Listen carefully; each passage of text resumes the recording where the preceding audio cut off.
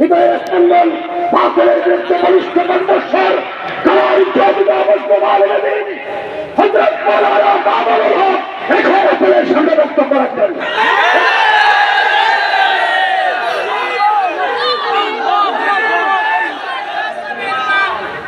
السلام عليكم ورحمة الله. أحمد الله تعالى ونصلي على رسوله الكريم أما بعد. أعوذ بالله من الشيطان الرجيم. بسم الله الرحمن الرحيم.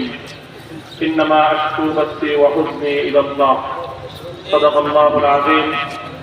أمير হেফাজত বাংলাদেশের আলেমকুল শিরোমণি, এদেশের 18 কোটি তৌহিদি জনতার আধ্যাত্মিক রাহবার শাইখুল ইসলাম আল্লামা শাহ মহিবুল্লাহ বাবুনগরী হাফিজাহুল্লাহ তাআলা আয়োজনে আজ আমাদেরকে এই সম্মাননা প্রদানের উপলক্ষে আয়োজিত সমাবেশে উপস্থিত হযরত উলামায়ে কেরাম, প্রাণপ্রিয় তৌহিদি জনতা, হেফাজতে ইসলাম বাংলাদেশের স্থানীয় ও প্রত্যন্ত অঞ্চল থেকে আগত আমার প্রাণপ্রিয় নেতাকর্মী ভাইয়েরা, সংক্ষিপ্ত কয়েকটি কথা। আমি এবং আমার সহকর্মী আমরা আপনাদের ভাইয়েরা যারা দীর্ঘ কারাবরণ করেছি, কারাভোগ করেছি, আমাদের কারামুক্তির পর দেশব্যাপী আপনারা যে আবেগ এবং উচ্ছ্বাস প্রকাশ করেছেন, আমাদেরকে যে আপনারা সাহস জুগিয়েছেন, এর মাধ্যমে একদিকে আমাদেরও দায়িত্ব বেড়েছে, আর একদিকে আপনাদেরও দায়িত্ব অনেক বেড়ে গিয়েছে। প্রথমে আমি আমাদের দায়িত্বের কথাটা বলি। আলহামদুলিল্লাহ আমাদের কষ্ট হয়েছে, আমরা এটা বলবো না যে জালিমের জিন্দানখানায় আমাদের কষ্ট হয়নি, তা না। আপনজন থেকে বিচ্ছিন্ন থাকা, স্বাধীনতার জীবন হরণ করে বন্দি খাঁচায় আমাদেরকে বন্দিত্বের শেকলে বন্দি করে রাখা, এটাই ছিল আমাদের জন্য অনেক বড় যন্ত্রণার বিষয়।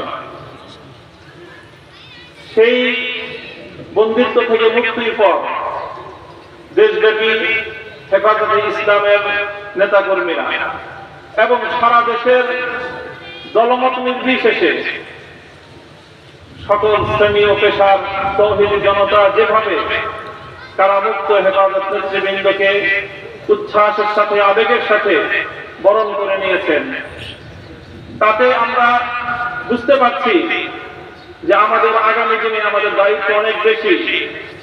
এবং আলহামদুলিল্লাহ আল্লাহ পাক রব্বুল আলামিনের নিকট আফিয়াত চেয়ে আল্লাহ আমাদের জন্য সহজ করুন এই দোয়া করে শপথের বাণী উচ্চারণ করতে চাই। আমাদের সকল কারাবন্দীদের পক্ষ থেকে আমি সে কথা উচ্চারণ করতে চাই, ইনশাআল্লাহ আল্লাহর জমিনে আল্লাহর দ্বীনের ঝান্ডা সমুন্নত রাখতে, আল্লাহর পয়গম্বরের ইজ্জতের হেফাজত করতে, এদেশের নাস্তিক প্রভাবকে রুখতে, এদেশের ইসলামকে উপড়ে ফেলার সকল ষড়যন্ত্র রুখার জন্য যদি এর চেয়ে বড় ত্যাগ এবং কোরবানির প্রয়োজন হয়, হাসি মুখে আমরা সেই ত্যাগ করতে প্রস্তুত রয়েছি।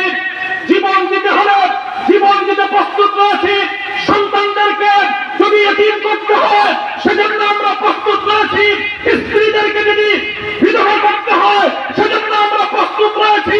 মায়ের বুক যদি আমাদের খালি করতে হয়, আমাদের মায়েরা বুক খালি করে চোখের অস্ত্র তোমাদের পরিত্যক্ত করে সন্তানদেরকে মাটির নিচে খোদার হাতে সুপর্দ করবে।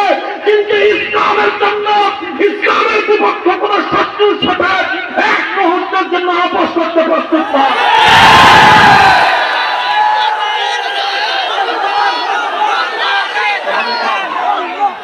আমার স্পষ্ট পয়গাম, সব অন্যায়ের ক্ষমা রয়েছে, গাদ্দারি আর বিশ্বাসঘাতকতার কোনো ক্ষমা নাই। যারা গাদ্দার এবং বিশ্বাসঘাতক হিসেবে পরিচিত হবে, প্রমাণিত হবে, আগামী দিনে তৌহিদি জনতা তাদেরকে ঠাঁই দেবেন না ইনশাআল্লাহ। উলামায়ে কেরাম, হেফাজত নেতৃবৃন্দ যেভাবে শপথে বলিয়ান হলেন, যারা আমাদেরকে এভাবে সমর্থন যোগাচ্ছেন, আপনারা তো সমর্থন যোগাচ্ছেন, কিন্তু আপনারা কি কথাটা টের পান যে আপনাদের এই অভূতপূর্ব সমর্থনের কারণে রাষ্ট্রযন্ত্রের পক্ষ থেকে আমাদের উপর চাপটা কিন্তু আরো বেশি বেড়ে যায়। এই যে আজকে আমাদের উপরে এই অকথ্য নির্যাতন, এই যে লাঞ্ছনা, এই যে গঞ্জনা আমাদের উপর, কারণ এদেশের মানুষ আমাদেরকে ভালোবাসে, কারণ আমরা যেখানে যাই মানুষ আমাদের প্রতি আবেগ এবং উচ্ছ্বাস প্রকাশ করে। এখন আপনারা যদি আবেগের উচ্ছ্বাস প্রকাশ করে ঘরে গিয়ে বসে থাকেন চুপ করে, তাহলে আমাদের উপর কিন্তু চাপটা, জুলুমের স্টিমরোলারটা আমাদেরকে কিন্তু নিষ্পেষণ করে দিবে। তখন আপনাদের আবেগ প্রকাশ করার কিন্তু আর কোনো জায়গা অবশিষ্ট থাকবে না।